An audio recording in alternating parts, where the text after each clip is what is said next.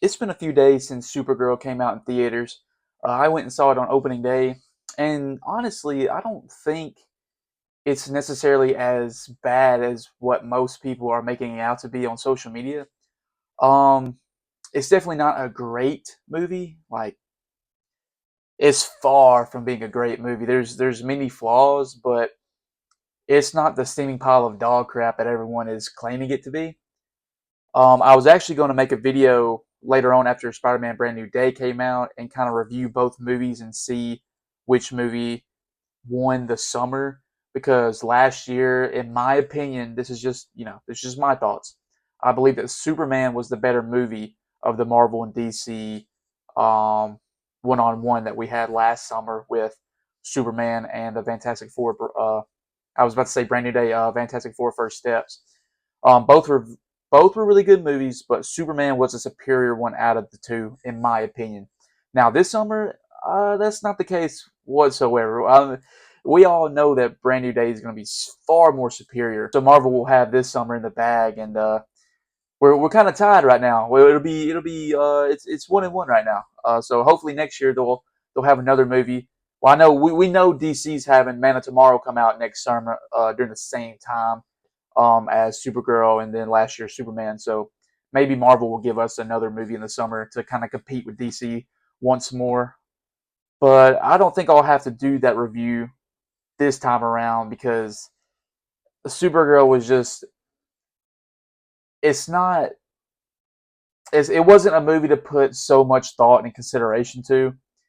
Um, I feel like most people miss the point of the movie though. And look, don't get me wrong. I'm not saying that she didn't have a very terrible villain to go against. Like I'll admit, I mean, they could have used someone a lot cooler.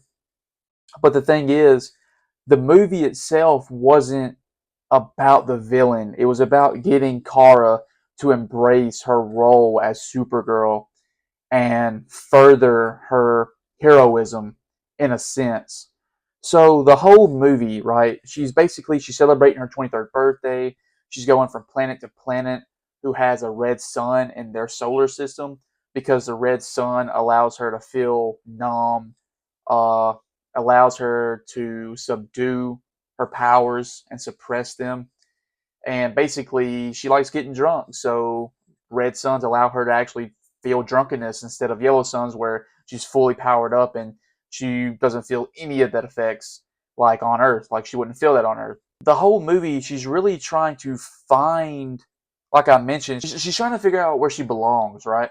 And Earth is mentioned multiple times in the movie through how she feels, how her conversations are, that Earth isn't her home. It doesn't feel like home to her. She comes around at the end of the movie. She starts out the movie in this bar, getting drunk, hanging out with Crypto. The next scenes that we get is the main villain going to a planet where Ruth is from, who is the second protagonist of the movie, and his name is Krim, and Krim kills her parents, and I'm gonna be honest. I think I'm the only one who laughed in the theater. But there, in that scene, Ruth is sitting, or not sitting, but she's standing in the hallway, watching this interaction go down between Krim and her parents, and he's threatening them. Obviously, he's some sort of bandit leader who kind of like most people's in this vicinity of the galaxy. I don't know if all these planets that were visited in this movie are corresponding to the same galaxy, but he's basically a known threat in each planet that they go to. And her brother is in his room listening to music, and he sees her outside his room, and he decides that he's gonna scare her. So he jumps out and goes boo, and then the next thing you see, that dude gets an axe thrown straight into his back, and it kills him. Man, I'm sorry, I laughed when I saw that, because I wasn't expecting that. It was so out of nowhere, and I popped pretty hard for that moment, man. But it was pretty sad. Krim kills her whole family, and then she's left as an orphan, and she has a blade that her father made out of some sort of material. I can't remember what they called it in the movie, but basically her father was a blacksmith, I believe. People in the comments can check me if I'm wrong, but he makes weapons, and he had a blade made which she got, and she went to another planet, the same planet that Kara is getting drunk on, and she's basically looking for anyone to help her fight Krim because she said that she would offer the sword to whoever killed him and helped her get revenge. And Kara, she doesn't really want to help. It's not her problem. She doesn't want to get involved. And then this alien comes out of nowhere, takes her sword, and then Ruth tries to go confront him and get her sword back, and he basically is like, "Nah, this is my sword." He speaks in an alien language, obviously, and Kara goes out there because she doesn't want Ruth dealing with this by herself. No one's helping her. No one's stepping in for her, so she feels responsible. So she goes and helps Ruth out, and she beats the dude up. Obviously, her powers aren't near as what they should be because they've been suppressed from the Red Sun. So she ends up going back to her ship, and Ruth actually follows her, and she's kind of pleading with Kara, trying to get her to help her and take out Krim because she's actually a lot stronger than most people she's ran across at this point. And Kara, like she said, it's not her thing. She's not trying to get involved. But then Krim shows up because he needs a way back to his planet. The Supergirl ship is just in the middle of a field, just out in the open, and she had let Crypto out to use the bathroom. And as she's over there with Crypto and Ruth and they're talking, Krim goes in there and steals her ship. Well, Crypto spots him, and he's going to chase after Krim, and Krim shoots him with this dart and basically poisons him. So now Kara has to get involved because now her dog is going to die if she doesn't get this antidote. And Ruth tells her that I'm trying to remember the bandits, what they're called, what Krim's outfit's called. I think it's the Brigands, the Brennigans, something like that. And so everyone who has that dart, whatever poison is in the dart, they always keep a serum on them just in case, I guess. Pretty convenient if you ask me. But anyway, Kara now has an initiative to go and deal with Krim so she can save her dog from dying. And that's what she does. And dude, I'm gonna be honest, man. Like, one part of the movie that I really didn't care for, it took me out. I'm gonna be honest. Like, I was super hyped. And don't get me wrong. Look, I understand why she wasn't as strong in the beginning because, like I discussed, the Red Sun was dampening her powers. But dude, she gets caught multiple times in this movie. I'm pretty sure it's like 3 or 4 times that she's caught or she's like hurt and she's having to recover. Dude, it was so annoying, dude, and it took me out of the movie completely. And I'm like, bro, we have to do something. Like, this, it's got to pick up or something's got to happen. She even before she goes and confronts Krim, she's on this intergalactic spaceship that's transporting different aliens to where they got to go.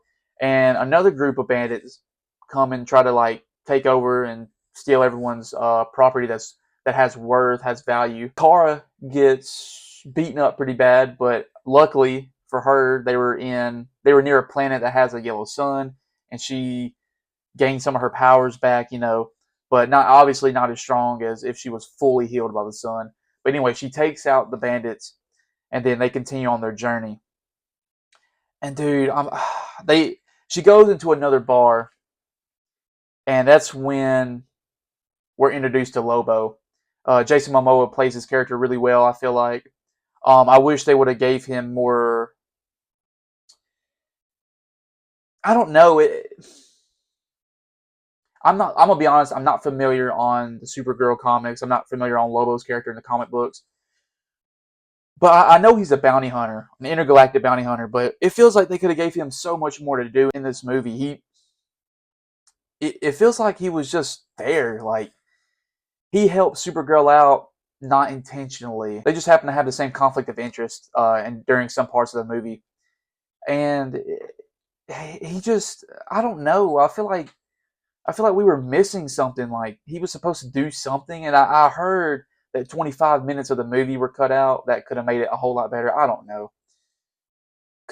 Everything that these directors and producers write and make in this new DCU has to be ran by James Gunn. And obviously, they couldn't have made the movie two better if they wasn't included in, and if James was like, nah, let's do this other thing. or approve whatever they uh, ended up with, which was this movie, obviously. But I don't know. There was something missing.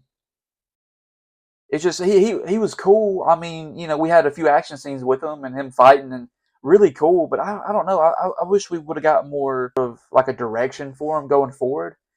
And there's nothing that James Gunn have announced that they're doing with his character. He might be in Man of Tomorrow. I'm not really sure, but they didn't really set him up for anything important going forward. So it's going to be interesting to see, and I'm really curious what they're going to do going into the next few projects and maybe the next chapter, which is probably going to be like 5 to 8 years from now. Hopefully, we'll get something sooner though. I don't know what his reception was on this character. I just seen everyone hating on the movie its in entirety. Ruth tries to get Lobo to help her fight Krim with her and Kara, Supergirl, and he says it's not his, it's not his problem. He's got other business to attend to, and the owners of the bar say that, oh yeah, we know some of the bandits. We can get them to tell you where Krim is or whatever. So they take him to their house, and they set Kara up. They poison her, thinking it's going to kill her, so that way Krim can take Kara and they can get their daughter back, who's been captured by Krim. Well, that doesn't work because it doesn't kill Kara. It poisons her a little bit, but she's able to drink a bunch of milk that kind of clears out the poison. And then she gets captured, bro. She gets captured, man. And I'm like, God, dude, it bothered me so bad. They fight in the little area. Supergirl is beaten again. And yet again, go figure, she gets captured and she gets taken to another planet where not only do they have a yellow sun, but they also have a green sun. So I don't even think there's ever a moon in that orbit of that planet. So the green sun's there. They take her there to die, to kill her, because the green sun is kind of like kryptonite for the Kryptonians. So it's killing her. Ruth sneaks up on the ship. She's there to get Kara to a cave where she can avoid the direct green sunlight, but she's still slowly dying. So Ruth has the idea, hey, I'm gonna go find some kind of antidote, some way to get Kara a cure so she can survive. Well, guess what? Ruth gets captured too. And she's taken to a prison where she sees Lobo, and Lobo's like, hey, I got a plan. He don't.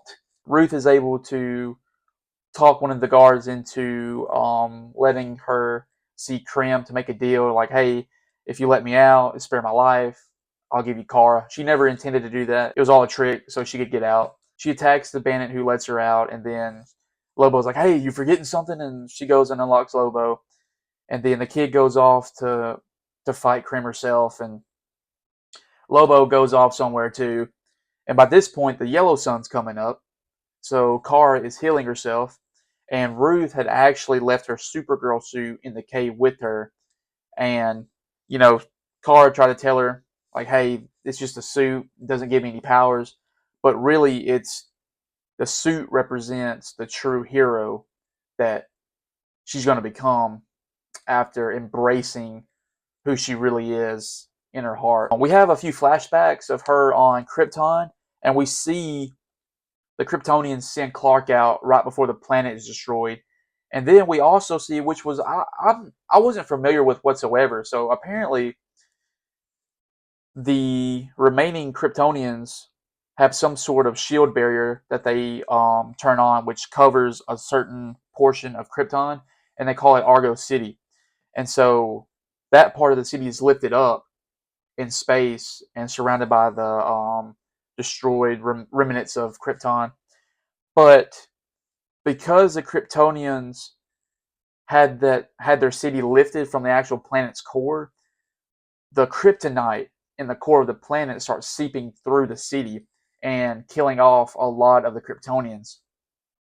So Kara's mother dies, and Kara's father doesn't want Kara to experience the same fate, so he sends her to Earth like they did with Clark, and she doesn't want to go, obviously, because she feels like this is her home and she doesn't want to be away from her parents. But that's the only way that she'll be able to survive.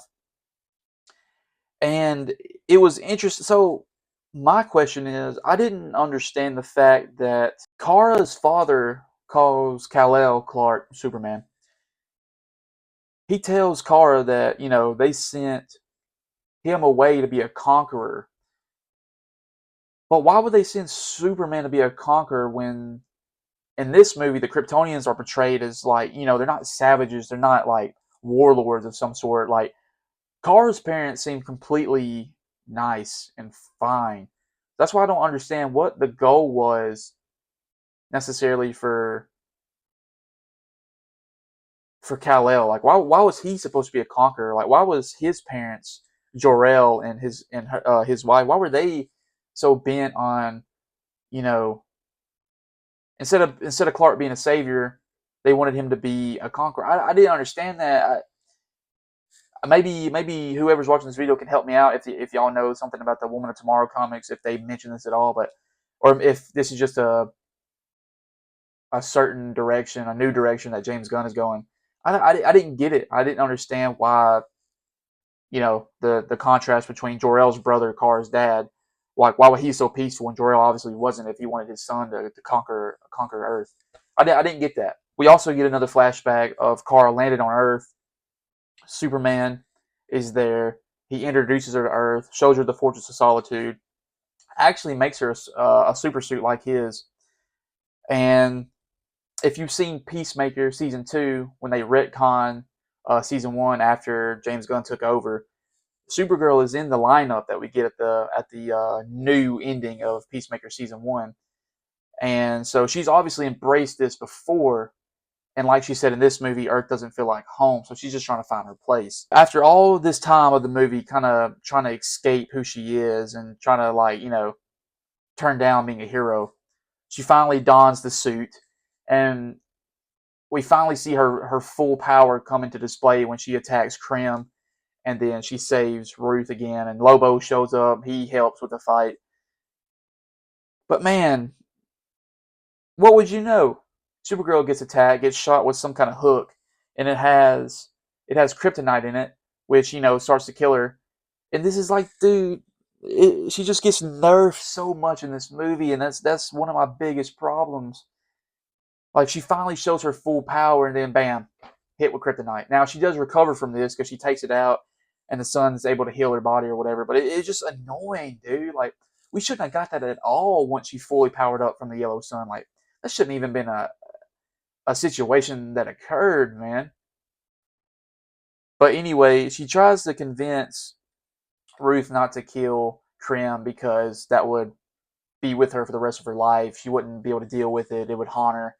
So Supergirl kills him instead with the sword that Ruth had that, she was going to reward whoever helped her.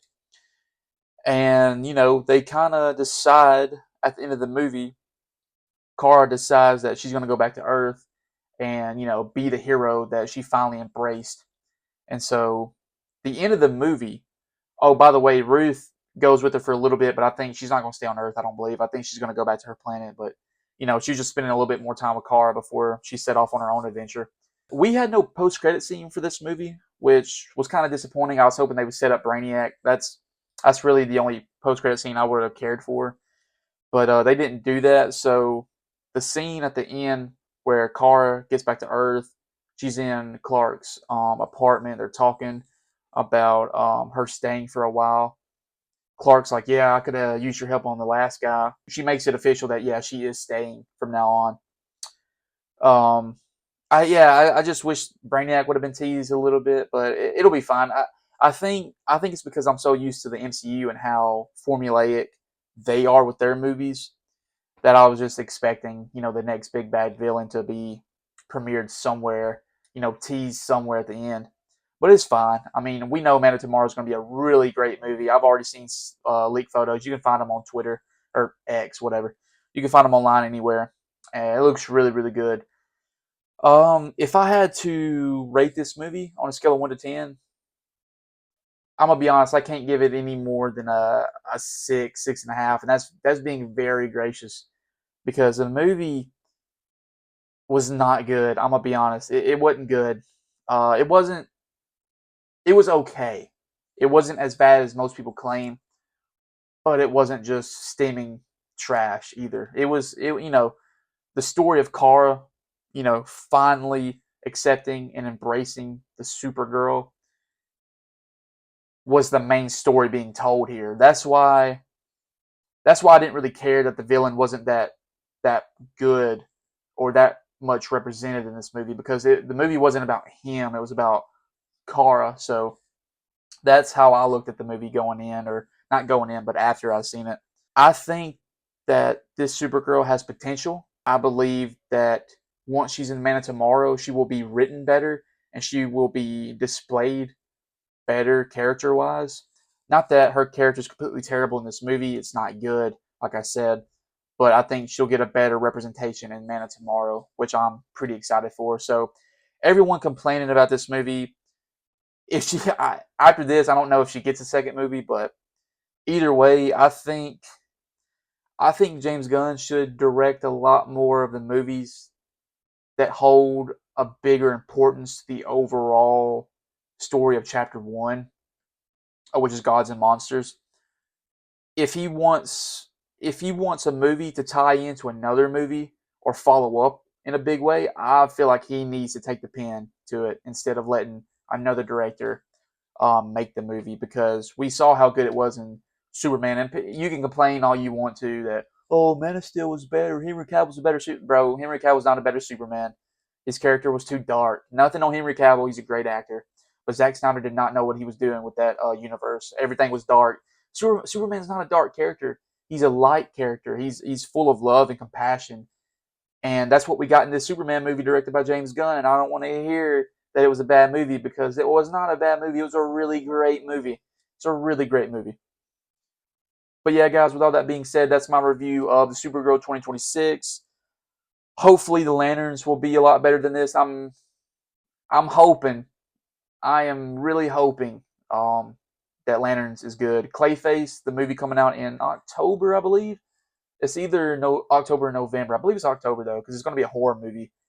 And the thing is, before I go, I want to mention that Kara is so much different from Clark for the reasons I mentioned earlier. And that's what I love about these new DCU projects. James Gunn said at the beginning of his new run that every character shown is going to have their own identity. So they're not all going to be a copy and paste of each other. That's why the Lanterns is probably going to be you know, a lot more grittier than Superman. The Lanterns may actually kill people. I'm not sure though. But Kara killed people in this movie. Clark doesn't. He doesn't believe in that. So that's what I'm saying about how they contrast differently in a good way. I'm interested to see the Lanterns TV show, Clayface. Hopefully we get our first DCU Batman look. Obviously we're not going to see the actor who's going to be playing it, but maybe we get like a silhouette of the Batman character like we did in Creature Commando Season 1. I'm curious to see if Batman keeps his tankier build that we got in Creature Commandos, or if they're gonna have him slim down, because we'll see that before we see the Batman Part 2. People have said that. I think even James Gunn confirmed that Robert Pattinson is not going to be the DCU Batman.